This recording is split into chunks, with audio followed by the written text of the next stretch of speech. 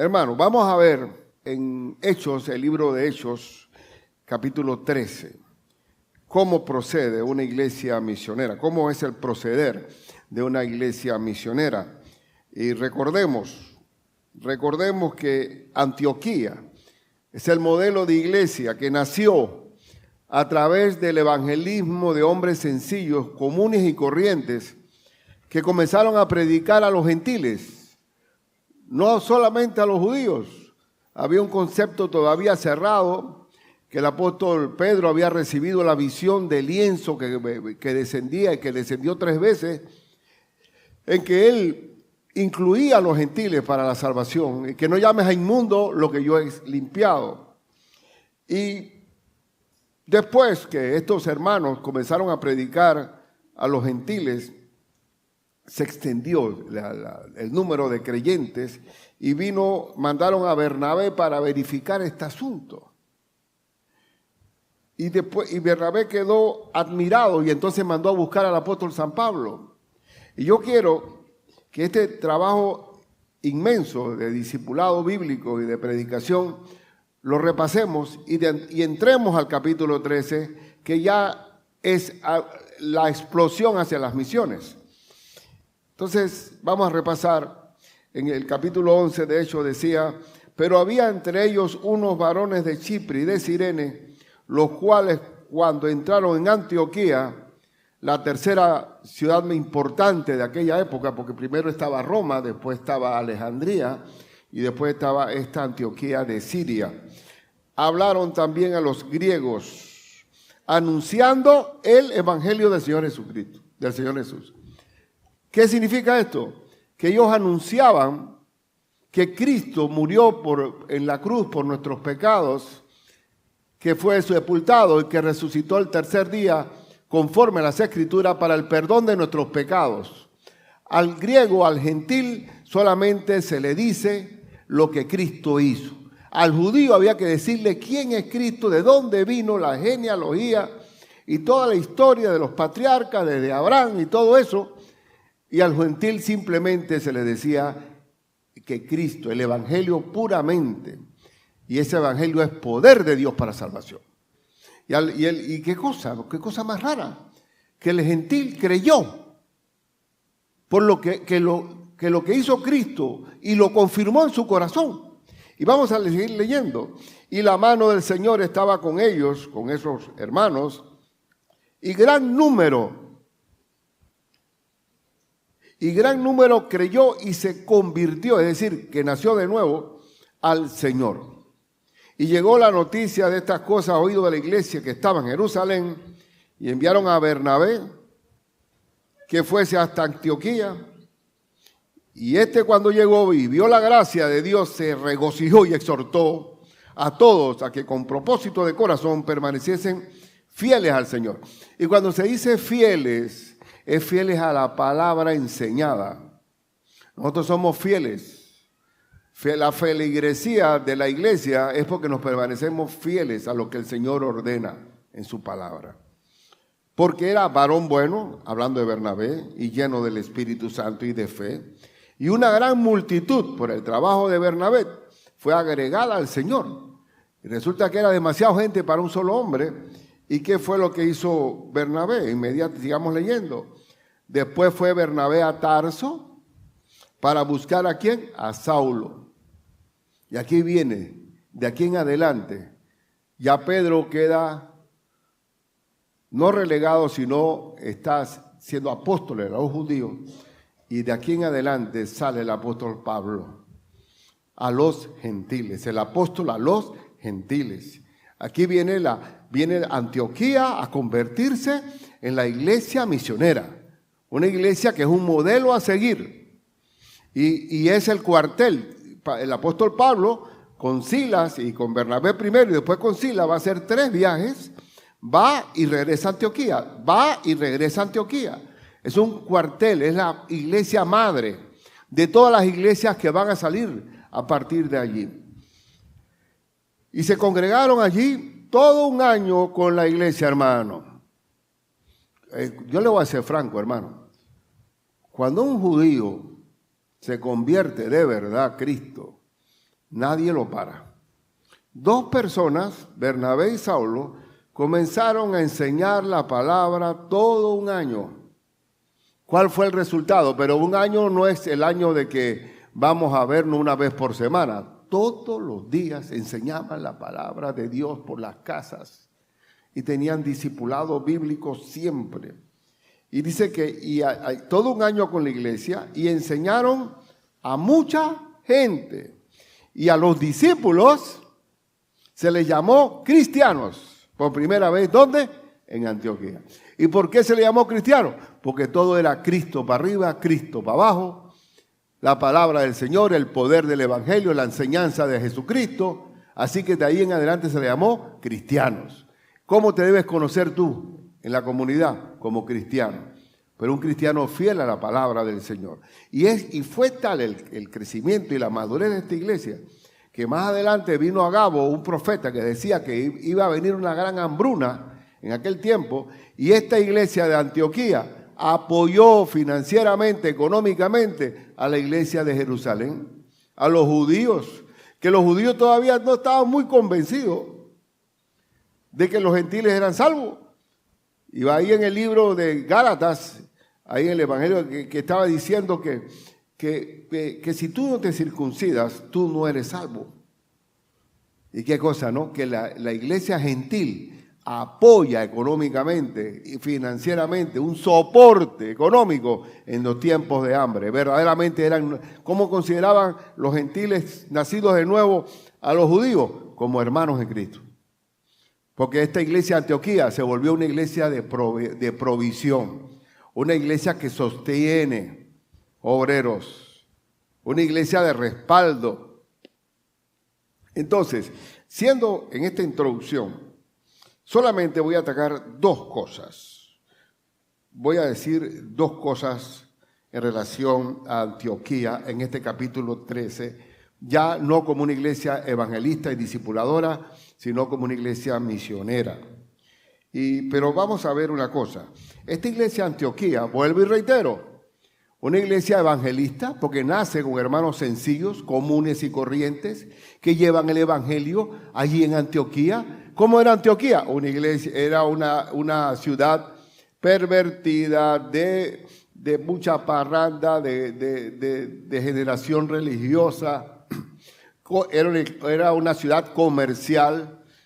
Antioquía era así como nosotros, como Panamá. Era una iglesia, era una ciudad cosmopolita. En ese tiempo, una ciudad que tuviera 500,000 de habitantes era bastante grande. Ahora Bogotá tiene 15, sumando todas las ciudades alrededor. O México, que tendrá 22 millones. O Sao Paulo, que tendrá 24. Ahora son chiquitas frente a eso. Pero vamos a pensar que Panamá es Antioquía. ¿Y sabe por qué? Levanten la mano los que son colombianos. A ver, levántela. Amén, gloria a Dios. De Venezuela, ¿cuántos? Aleluya, bien. Salvador. Ajá. A ver, ¿qué más? Perú no tenemos. Falta la bandera de Perú. Ecuador. Ahí está, muy bien. ¿Qué más? Costa Rica. Aleluya, bien. Aquí estamos y así le podemos poner los antillanos. ¿Cuántos antillanos tenemos aquí?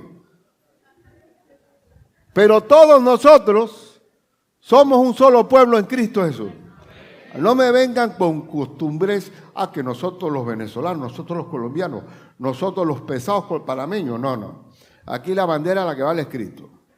Bien, entonces, ¿qué ocurre? Estamos en un contexto de una iglesia cosmopolita y tenemos que ser evangelísticos. Llevar el evangelio a toda criatura. ¿Sabe por qué, hermano?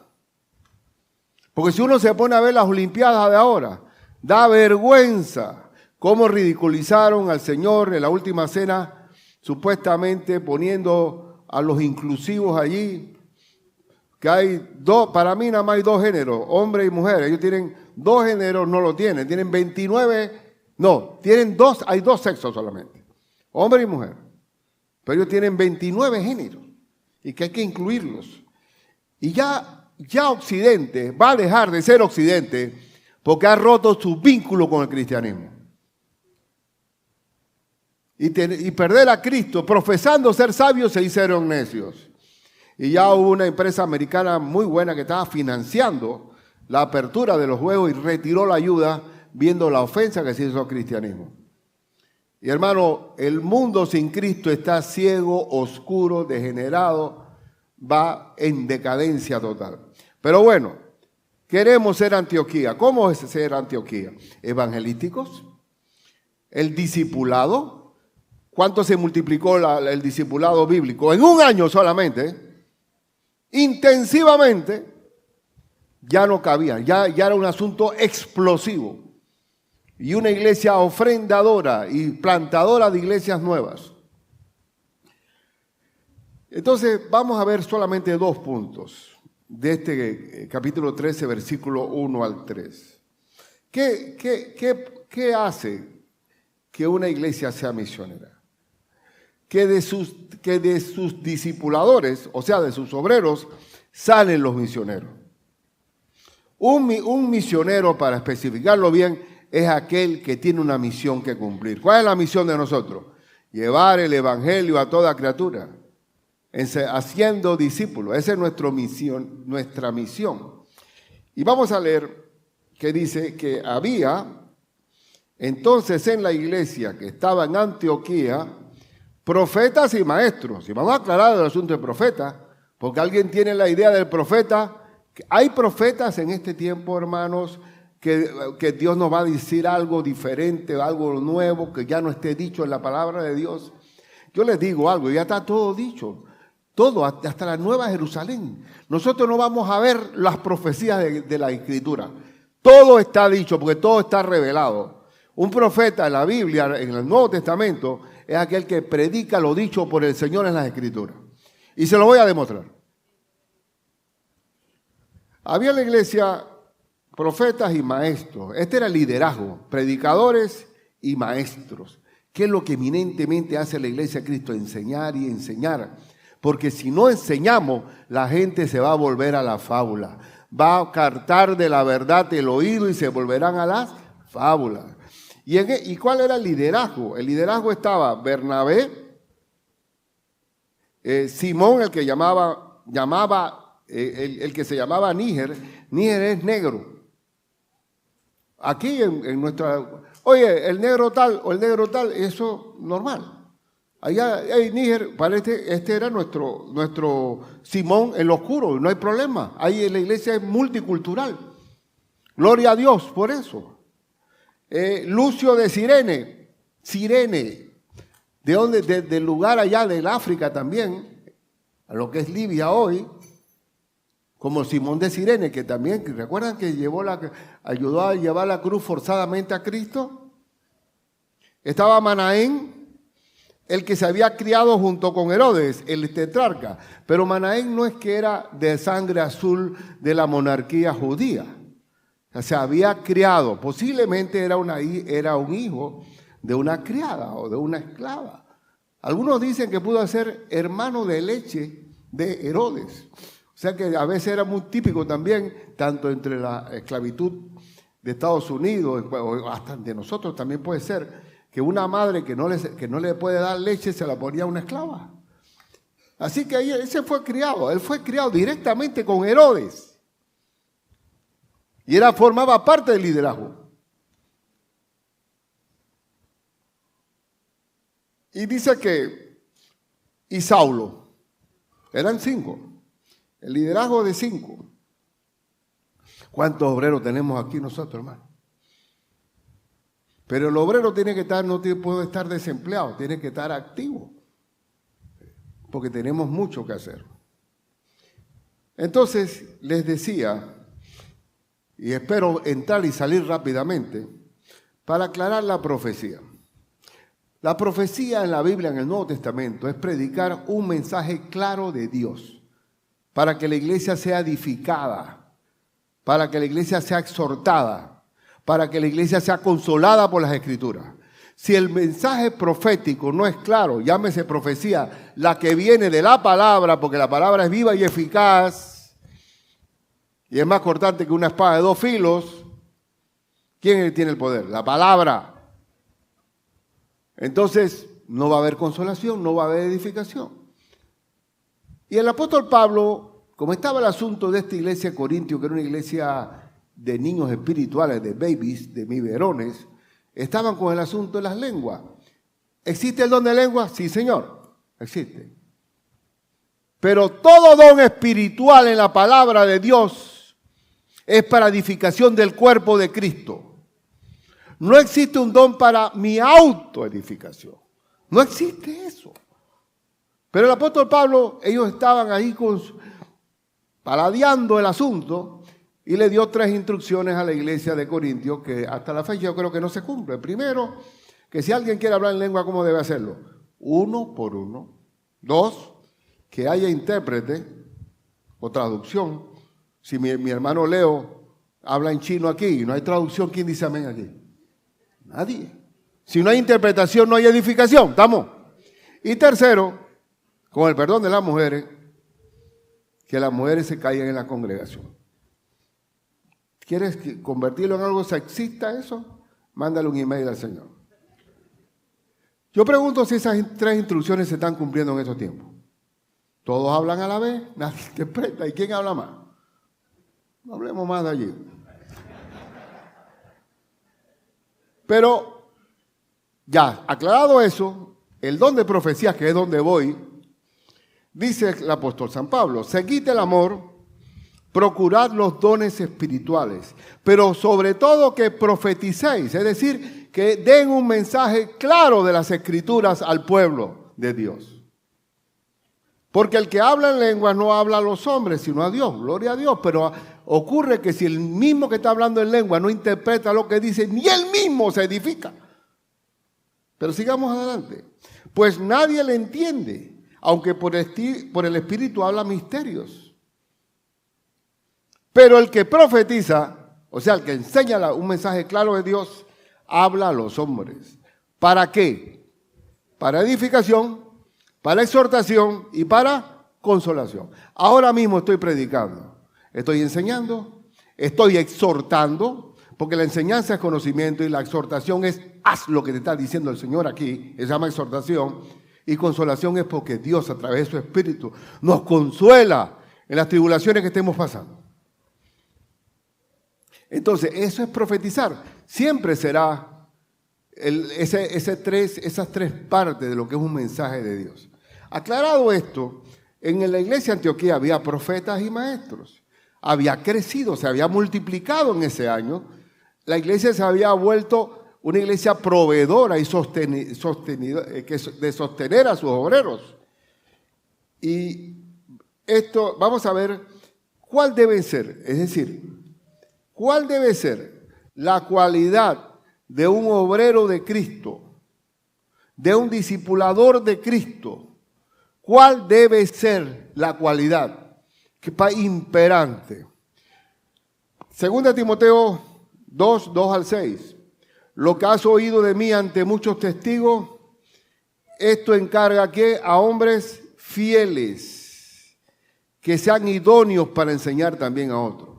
Fieles en cuanto a qué? Al carácter de mantener la disciplina, de enseñar sin fluctuar, sin excusa. Idóneos que sean capacitados espiritualmente y doctrinalmente para enseñar a otros. Porque un mal maestro hace un mal alumno. Esa es la idoneidad, la capacidad para enseñar, porque hay la madurez. Entonces dice, tú pues sufre penalidades como buen soldado de Jesucristo. ¿Cómo debe ser el discipulador y el obrero de Cristo? Como un soldado. Sufre penalidades. Pase lo que pase, yo voy a estar allí. Yo voy a estar allí. Con el cáncer de mi Amílcar allá en Colombia, y algunos me dirían, pastor, tómese una licencia. Pero yo no podría, mira. Y mi hijo, yo estuve con él 2 meses allá, ¿verdad? Pero no hay licencia, porque si yo me pusiera de acuerdo con el diablo, mire, yo voy a salir de licencia, te pido que tú también. Y agarra los lobos, amárralo mientras que yo estoy reposando.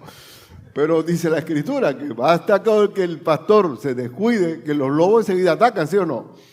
Ahora, eso lo lleva, esa es la carga pastoral, y eso es algo, pero para mí es un deleite, no es ninguna carga pesada. Además, las cargas yo se las llevo al Señor. Y dice aquí que primero que sea un soldado, ¿verdad? Ninguno que milita se enreda en los negocios de la vida a fin de agradar a aquel que lo tomó por soldado. No podemos enredarnos en los asuntos de la vida y descuidando nuestro deber de ser obrero o discipulador del Señor. No hay excusa. Dice, y también el que lucha como atleta no es coronado, sino lucha legítimamente, sin trampa, sometiendo a mi cuerpo, que mi cuerpo no sea el que me amilane, el que me debilite. Y ser labrador para participar de los frutos debe trabajar primero. Lamentablemente aquí los que están sentados nadie sabe de agricultura ya casi. No tiene la paciencia del agricultor, del labrador. Y se requiere en el trabajo del Señor tener paciencia. ¿Por qué? Porque no estamos criando pollos, hermanos, sino almas. Y hay que tener paciencia del labrador para atender esas almas. Recapitulando, los dones, la idoneidad es estar preparado bíblicamente para enseñar, pero la fidelidad tiene que ver con ser como un soldado, como un atleta y como un labrador. Ese es el carácter. Un carácter en el cual nosotros nos negamos a nosotros mismos, tomamos la cruz y hacemos la voluntad del Señor. Soldado, atleta y labrador. Siempre menciono a Armstrong, el famoso ciclista. Tremendo, salió de su cáncer y volvió. Yo estaba, qué bien, y ganó. ¡Wow! Pero resulta que había jugado chueco. Había tomado ciertas sustancias que no estaban permitidas y lo borraron de todas sus hazañas. Entonces tenemos que ser como atletas dignos, sin trampa, totalmente abnegados, sin poner la mirada en la bolsa y ser pacientes como labrador. Esa es la obra del discipulador, del obrero del Señor. Es una negación. Un soldado de Cristo ve morir, un soldado en el campo de batalla ve morir a sus compañeros, tiene que tomarse el café frío, porque si donde ponga una hoguera le meten un tiro, así que está acostumbrado a penalidades. Pero yo les pregunto si este tiempo es un tiempo de sacrificio. La gente de este tiempo sacrifica. No lo es. Ellos se llaman, es un tiempo de satisfacción inmediata. No puedo esperar, yo quiero mi deleite ya. No puedo renunciar, no puedo esperar como un labrador. Y eso es lo que queremos. Una iglesia que crezca como Antioquía por la participación de hermanos obreros fieles e idóneos para el engrandecimiento de la obra del Señor. Porque ya en Europa ofendieron a mi Cristo, pero hubo un cristiano que tenía una tabla de surf y tenía una imagen de Cristo y se la prohibieron. Pueden ofender a Cristo, pero no exaltar a Cristo. Hubo una otra brasileña que tuvo la competición y le dijeron, ella quería hablar de Cristo y se lo prohibieron, y con un mensaje, de señas, habló de Juan, de que Cristo es el camino, la verdad y la vida, y nadie va al Padre sino a través de él. Pueden ofender a Dios, pero no exaltar su nombre. Y pasa eso porque la iglesia está callada. Pasa eso porque la iglesia ha enterrado el mensaje de Cristo. Pasa eso porque hemos puesto en duda el poder de salvación del Evangelio de Cristo. Años atrás, estamos hablando de años atrás, cuando fuimos a Kentucky y estuvimos en una escuela y de unos niños ahí. Me daba risa porque ellos me decían, ¿y cómo hacen ustedes cuando se meten las tarántulas en la casa? Porque se imaginan, vivimos en la selva, ¿no? Entonces, Pero la profesora nos dice, nosotros sabemos que ustedes vienen de una iglesia, pero por favor no mencionen el nombre de Cristo. Porque aquí hay un niño iraní y hay que respetar su religión, cuando es un país que nació de las raíces cristianas. Pero sin embargo, en aquellos países es una sola religión, impuesta. Entonces, más que nunca, hay que ser soldado, atleta y labrador. Y hay que ser idóneo para no enseñar torpezas ni herejías. Entonces viene la última parte. Número 1.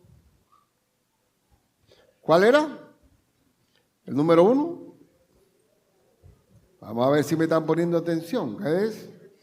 Que los misioneros salen de los propios obreros. Un hermano, si hacemos un llamado ahora para misiones, se para un hermano, varios hermanos, y dice, envíame a mí, que dispuesto estoy, llevaré tu gloria a las naciones. Hermano, pues usted ha servido en la iglesia local. Bueno, nunca, es que Dios me ha llamado, ¿saben? Dios no llama a vagos o a desocupados en su obra, va a llamar a alguien que está activo en su obra. Porque Él va a usar a uno que es fiel en lo poco para promocionarlo a fiel en lo mucho. Las misiones es mucho. Lo poco es nuestro discipulado bíblico. Nosotros estamos haciendo la voluntad de una iglesia sana como Antioquía cuando estamos discipulando, predicando el evangelio, discipulando. Y de ahí mismo van a salir los obreros. Bien, entonces, volviendo al 2, los obreros salen de los propios discipuladores. Segundo, ¿quién es el que llama? El Espíritu Santo es el que llama y aparta a los misioneros. Si nosotros los escogemos, no funciona. Tiene que ser el mismo Espíritu Santo. Vamos a leer el versículo 2 y 3. Ministrando estos al Señor, o sea, aquellos líderes especiales de Antioquía, están directamente al Señor, pidiéndole sabiduría al Señor para apartar hermanos para la obra misionera. ¿Y que estaban qué? Ayunando. Hay 2 casos en el libro de Hechos que se ayuna y que hay que ayunar de verdad. La persona que va a misiones y la persona que es seleccionada para el pastorado de una iglesia. Hay que ayunar, porque ahí sí no puede fallar. Y aún mismo a Cristo le llegó a decir, no los escogí yo a vosotros y uno de ustedes es diablo. ¿Se acuerdan de eso? Uno de ustedes es diablo. Ahora, ¿cuántos diablos habrá entre nosotros si nunca ayunamos para escoger misioneros o pastores? ¿Cuántos Judas tiramos a la calle sin haber ayunado? Este es un don 2. Escoger misioneros y escoger un pastor para una obra amerita oración y ayuno. Oración y ayuno para sacar un demonio viejo que está dentro de un cuerpo, y oración y ayuno para establecer a un siervo de Dios, para que no deserte, para que sea fiel, que sea como un soldado, un atleta y un labrador. Amén. Entonces dice que dijo el Espíritu Santo, apartadme a Bernabé y a Saulo. A Bernabé y a Saulo, que fueron los pastores verdaderamente de esa iglesia de Antioquía, los pilares del fundamento de esa iglesia, los principales. Increíble. Apártenme a Saulo y a Bernabé para la obra a que los he llamado. ¿Quién lo hizo? El Espíritu Santo. Entonces, habiendo que ayunado y orado, les impusieron las manos y los despidieron. ¿Qué significa imponer manos? ¿Que te estoy traspasando un poder?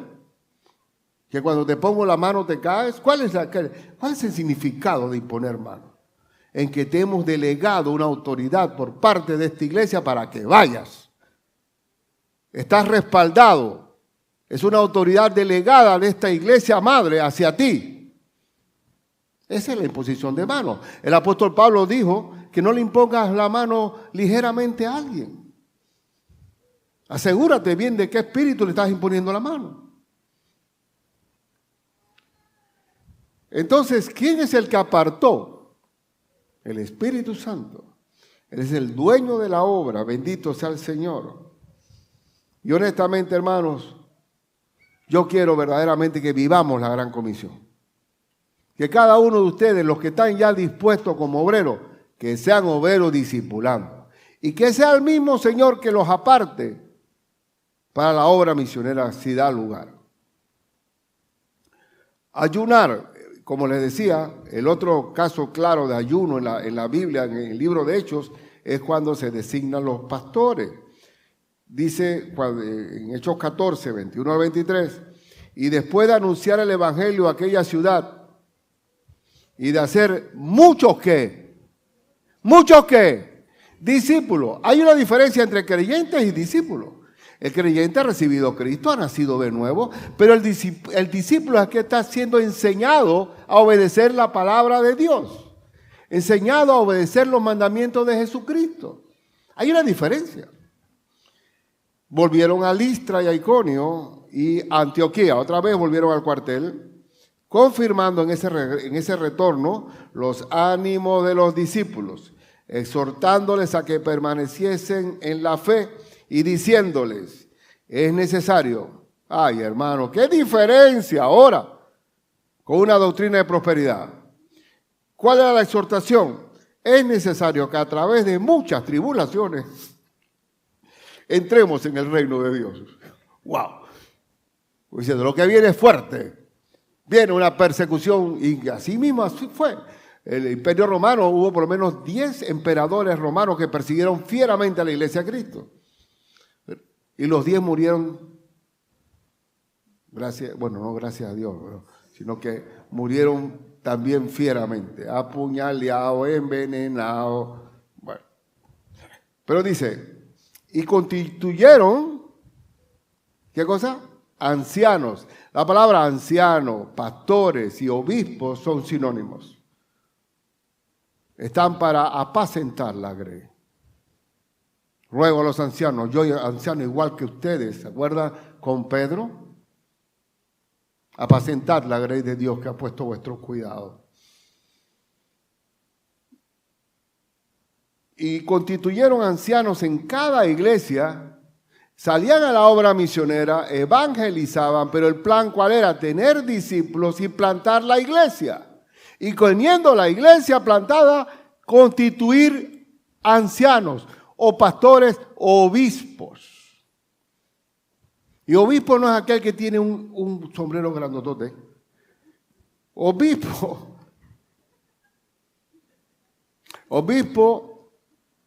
viene de... Usted ha oído la palabra episcopal. O sea que es como un telescopio, ¿no? El obispo es como el pastor. Las ovejas están hacia abajo y él tiene la mirada puesta en todas para ver por dónde viene el lobo. El obispo tiene una mirada más alta para saber, para estar pendiente del cuidado de las ovejas. Entonces, y habiendo orado con ayunos, los encomendaron al Señor en quien habían creído. No puede haber la formación de una iglesia si no se comienza con el evangelismo, si no se prosigue con el discipulado y si no se constituye un pastor. Y un pastor donde hubo ayuno y oración para la constitución de ese pastor. Amén. ¿Por qué? Porque si no es un hombre fiel, porque si no es un hombre idóneo, ese trabajo no vale nada. ¿Cuántas veces eso ha pasado en la historia? Muchas veces. Llega el momento en que han venido misioneros, han pasado tiempo con nosotros, llegó su tiempo de partida. ¿Y a quién designamos? Bueno, encárgate tú, pues. Creo que tú eres el más aventajado de todos. Se van y resulta que el hombre no tenía ni llamado para pastor. ¿Cuántas veces ha pasado eso? Infinidad de veces. Entonces, ¿y cuál es la labor pastoral? ¿Por qué hay que asegurarse con ayuno y oración la instalación de un pastor? Está dicho cuando el apóstol Pablo se está despidiendo de los pastores allá en Éfeso. Él dice estas palabras, y aquí, por favor, estoy tratando de terminar. Tenemos cena del Señor. Cuando vinieron a él, Hechos 20, les dijo, vosotros sabéis, escuchen, aquí viene la labor de un pastor de verdad. Yo no soy nadie al lado de este hombre, dice. Como sabéis, cómo me he compartido entre vosotros todo el tiempo, desde el primer día que entré en Asia, sirviendo al Señor, ¿cómo? Con toda humildad y con muchas lágrimas y pruebas que me han venido por las acechanzas de los judíos. Y como nada que fuese útil he rehuido de anunciaros y enseñaros. ¿Qué debe hacer el pastor? Siempre estar enseñando toda la palabra de Dios, públicamente y por las casas, testificando a judíos y a gentiles acerca del arrepentimiento con Dios y de la fe en nuestro Señor Jesucristo. Y ahora he aquí, yo sé que ninguno de todos, estoy saltándome los textos, yo sé que ninguno de todos vosotros, entre quienes he pasado predicando el reino de Dios, verá más mi rostro. Es verdad, ya no lo iban a ver más. Iba a ser detenido en Jerusalén y después fue regresado a Jerusalén en un barco prisión para terminar en prisión y después ejecutado.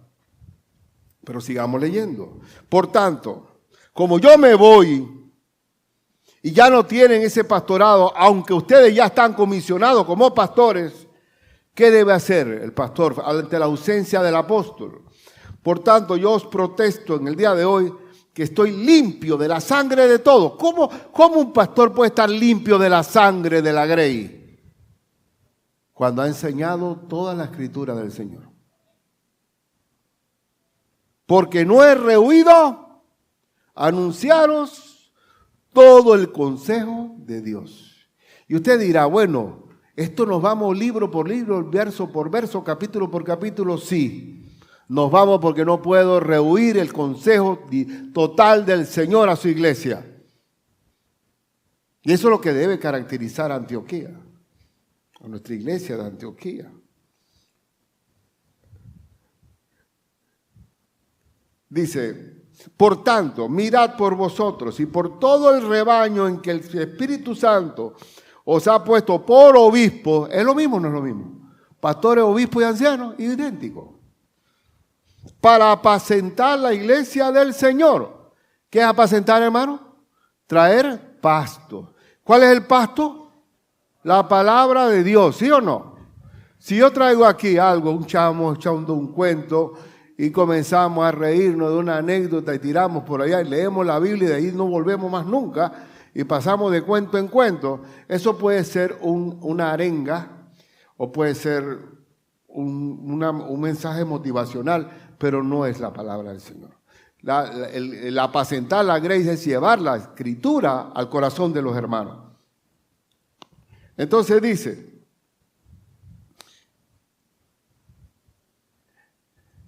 para apacentar la iglesia del Señor, la cual Él ganó por su propia sangre. Porque yo sé que después de mi partida entrarán en medio de vosotros, ¿qué? Lobos rapaces que no perdonarán al rebaño. ¿Cuándo entra el lobo? Cuando el pastor se va. Ahora Él dice, bueno, yo me voy, no van a ver mi rostro, pero ustedes ahora son los responsables para evitar, porque los lobos van a aparecer. Donde hay ovejas, hay lobos. Cuando estaba yo en Rumania, y también a mí me gusta fotografiarme con los pastores en los lugares donde voy. Allá en Jordania también me tomé la foto, allá abajo está. Allá en Rumania había un hombre con un frío, así íbamos pasando, un frío con su vara de pastor, y ahí pegado a su rebaño. Digo, pero ¿cómo ese hombre con un par de mastines, que son esos tremendos perros, puede enfrentar a esos lobos sin miedo? Y pensar que donde no se puede dormir, o se duerme, pero no sé cómo se duerme. Pero ahora mismo hay una escasez de lobos, porque de lobos no, de pastores. Porque nadie puede cumplir ese trabajo tan bravo de Boston, que ese hombre cuando llega a la casa hediondo a oveja, con esa esposa, si es que tiene y si no la deja, es un trabajo sacrificial. Y veía a ese hombre allá y me remontaba yo con imaginación. ¡Qué barbaridad! ¡Qué valentía!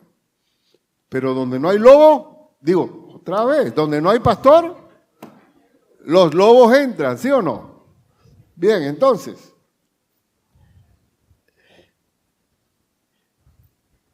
que no perdonarán al rebaño, se lo van a comer. ¿Y de dónde salen los lobos? Y de vosotros mismos se levantarán hombres que hablen cosas perversas para arrastrarte así a los discípulos. ¿De dónde salen los lobos? De ahí mismo, de aquí. Yo no sé quiénes son. Yo no sé, yo los veo todos como ovejas. Sí, yo no siento que dice que son los lobos ante el pastor, se visten de oveja. Pero yo quiero ser más avispado, pero nunca lo soy. Quiero ser más rápido que Caperucita Roja. Abuela, pero tienes un hocico grande. Parece esos dientes afilados, ¿de dónde salieron?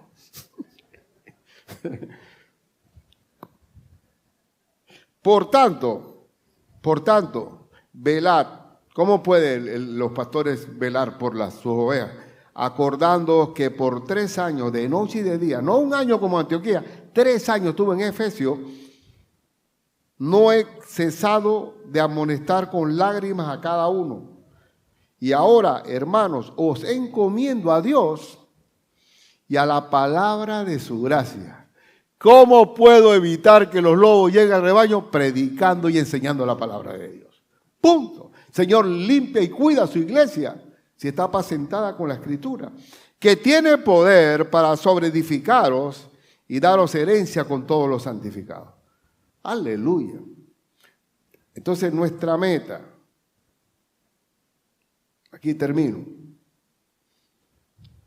en la obra misionera de una iglesia nuestra, gloria a Dios que viene, va a venir de una manera natural, bendito sea el Señor. Pero es importante que esa obra misionera sea a través de hombres fieles e idóneos, que haya dado fruto en su iglesia local. Segundo, que haya ayuno y oración para su escogencia y envío. Que seamos una iglesia madre proveedora y que respalde al misionero en el campo, como el caso de Antioquía. Y que mantengamos el mismo plan de evangelismo, discipulado y constituir pastores en las iglesias nacientes. Y también requiere ayuno y oración. Hermanos del alma, ¿cuál es nuestra meta? Nuestra modelo a seguir, Antioquía. Como una iglesia madre, enviadora. Y también quiero agregar otra iglesia. En Apocalipsis existe la iglesia de Filadelfia, que el Espíritu Santo no le dio ninguna censura. ¿Y cuál era la virtud de la iglesia de Filadelfia? Has guardado mi palabra y no has negado mi nombre, y por tanto te abriré una puerta que nadie puede cerrar. Entonces nuestra meta es ser Antioquía con Filadelfia. Bendito sea por ese aplauso. Muy bien, papá, muy bien. Bueno, en el nombre de Cristo Jesús vamos a participar de la cena del Señor. A ver, ¿tenemos obreros en la iglesia? ¿Quién está discipulando aquí? Pónganse en pie los discipuladores que están aquí, sentados hoy aquí. ¿Cuántos tenemos? ¿Cuántos? Oye, mira, que aleluya. Padre, tenemos bastante antioqueños. Amén. Amén. Amén. Oh Padre Celestial, yo te pido por la labor discipular de mis hermanos, porque están haciendo la gran comisión. Y de estos obreros que se han levantado, si les pones un querer y un hacer para la obra misionera mundial, Muévete, Señor, a través de ellos, Padre. Y que el fruto que tengan ahora amplíe su fruto también a otras latitudes, si tú lo permites. Pero que ahora en el trabajo que tienen de discipular, que lo hagan bien. En estos tiempos de escasez de fe, tiempos de que se ofende el nombre de nuestro Señor. Cuida a estos hermanos y cuida las almas que ellos están encargados de ministrar. En el nombre de Jesús. Amén. Gloria a Dios.